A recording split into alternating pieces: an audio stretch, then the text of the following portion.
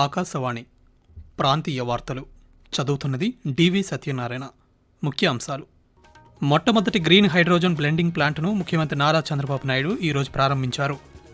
రాష్ట్రంలో అర్హులైన పేదలకు ఇళ్ల పట్టాలను ఇవ్వనున్నామని మంత్రి అనగాని సత్యప్రసాద్ తెలిపారు. భవన నిర్మాణాల కోసం కొత్త సాఫ్ట్వేర్ను ప్రభుత్వం అందుబాటులోకి తీసుకువచ్చిందని మంత్రి పి నారాయణ వెల్లడించారు. మాదక ద్రవ్యాల నిర్మూలన కోసం ప్రత్యేకంగా ఈగల్ వ్యవస్థను ఏర్పాటు చేశామని రాష్ట్ర హోంశాఖ మంత్రి వంగల్పూడి అనిత తెలిపారు. రాష్ట్రంలో 3 శాసనమండలి స్థానాల ఎన్నికల ఓట్ల లెక్కింపు ప్రక్రియ ఈరోజు కొనసాగుతోంది.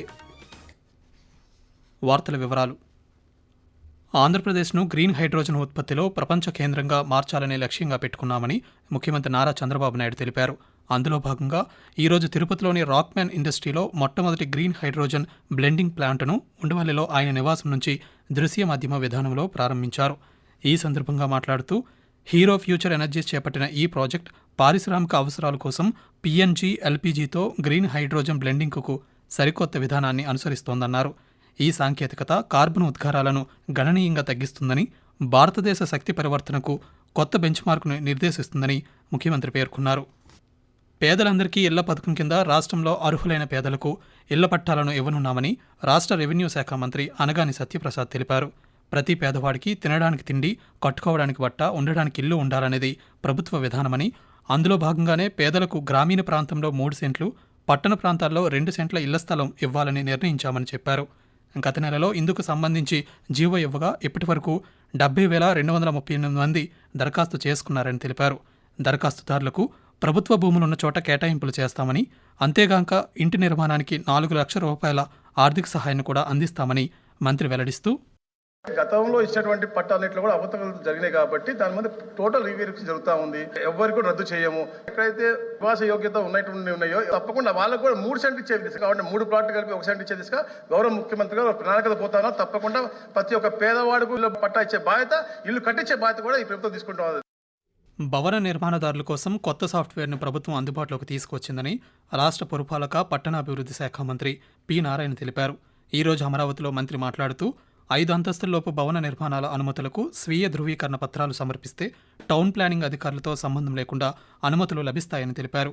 దీనికి సంబంధించి గత నెలలోనే కొత్త విధానం అమల్లోకి తీసుకొస్తూ ప్రభుత్వం జీవో జారీ చేసినప్పటికీ సాంకేతిక కారణాలతో జాప్యం జరిగిందని, భవన నిర్మాణాల అనుమతుల ప్రక్రియను త్వరితగతిన జారీ చేసేలా ఈ కొత్త సాఫ్ట్వేర్ను ఏపీడీపీఎంఎస్ పోర్టల్లోకి అందుబాటులోకి తీసుకొచ్చామని తెలిపారు.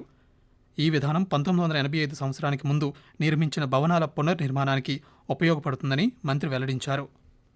మాదక ద్రవ్యాల నిర్మూలన కోసం ప్రత్యేకంగా ఈగల్ వ్యవస్థను ఏర్పాటు చేశామని రాష్ట్ర హోంశాఖ మంత్రి వంగల్పూడి అనిత తెలిపారు. ఈరోజు అసెంబ్లీలో ప్రశ్నోత్తరాల సమయంలో మంత్రి మాట్లాడుతూ, రాష్ట్ర వ్యాప్తంగా ప్రతి జిల్లాలో 1 చొప్పున 26 నార్కోటిక్ సెల్స్ ఏర్పాటు చేశామని వెల్లడించారు. గత 8 నెలల్లో 11,000 ఎకరాలుగా ఉన్న గంజాయి సాగును 100 ఎకరాలకు నియంత్రించామని తెలిపారు. రాష్ట్రంలో 7 మండలాల్లోని 375 గ్రామాల్లో 20 హాట్స్పాట్లను గుర్తించి గంజాయి సాగు చేపట్టకుండా చేశామని హోంమంత్రి తెలియజేశారు.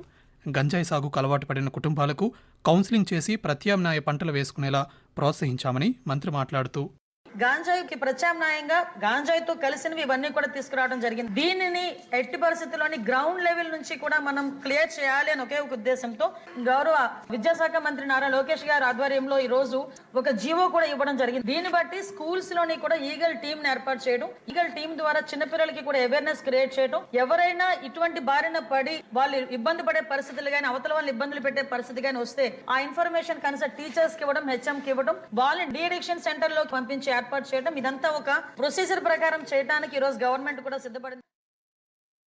రాష్ట్రంలో 3 శాసనమండలి స్థానాలకు ఇటీవల జరిగిన ఎన్నికల ఓట్ల లెక్కింపు ప్రక్రియ కొనసాగుతోంది. ఉత్తరాంధ్ర ఉపాధ్యాయ నియోజకవర్గ ఎమ్మెల్సీ ఓట్ల లెక్కింపు ప్రక్రియ విశాఖపట్నంలోని ఆంధ్ర విశ్వవిద్యాలయంలోనూ, ఉభయ గోదావరి జిల్లాల పట్టభద్రుల ఎమ్మెల్సీ నియోజకవర్గానికి ఏలూరు సమీపంలోని సిఆర్ రెడ్డి ఇంజనీరింగ్ కళాశాలలోనూ, కృష్ణా, గుంటూరు పట్టభద్రుల నియోజకవర్గ ఓట్ల లెక్కింపు ప్రక్రియ గుంటూరులోని ఏసీ కాలేజీలో జరుగుతోంది. ఈ ఎన్నికల ఫలితాలను ఎన్నికల సంఘం ఇంకా వెల్లడించాల్సి ఉంది. ఆకాశవాణి ప్రాంతీయ వార్తలు వింటున్నారు. అనంతపురం జిల్లాలో పుట్టుకతో వినికిడి లోపం ఉన్న చిన్నపిల్లలకు ప్రభుత్వం ఉచితంగా వినికిడి పరికరాలు పంపిణీ చేస్తుందని రాష్ట్రీయ బాల ఆరోగ్య కార్యక్రమ అధికారి డాక్టర్ నారాయణ స్వామి తెలిపారు. ఈరోజు ప్రపంచ వినికిడి దినోత్సవం సందర్భంగా అనంతపురం ప్రభుత్వ సర్వజన ఆసుపత్రిలో ఏర్పాటు చేసిన కార్యక్రమంలో ప్రభుత్వం అందిస్తున్న వినికిడి పరికరాలను పంపిణీ చేశారు. ఈ సందర్భంగా ఆయన మాట్లాడుతూ నేషనల్ హెల్త్ మిషన్ చిన్నపిల్లల ఆరోగ్యం పట్ల వివిధ కార్యక్రమాలు నిర్వహిస్తోందన్నారు. ప్రతి ఒక్కరూ శబ్ద కాలుష్యంను సాధ్యమైనంత వరకు తగ్గించాలని ఆయన కోరారు. మరోవైపు పరిమితికి మించిన శబ్దాలు వినడం ద్వారా వినికిడి సమస్యలు తలెత్తే అవకాశం ఉందని పార్వతీపురం మన్యం జిల్లా వైద్యారోగ్య శాఖ అధికారి డాక్టర్ ఎస్ భాస్కర్రావు పేర్కొన్నారు.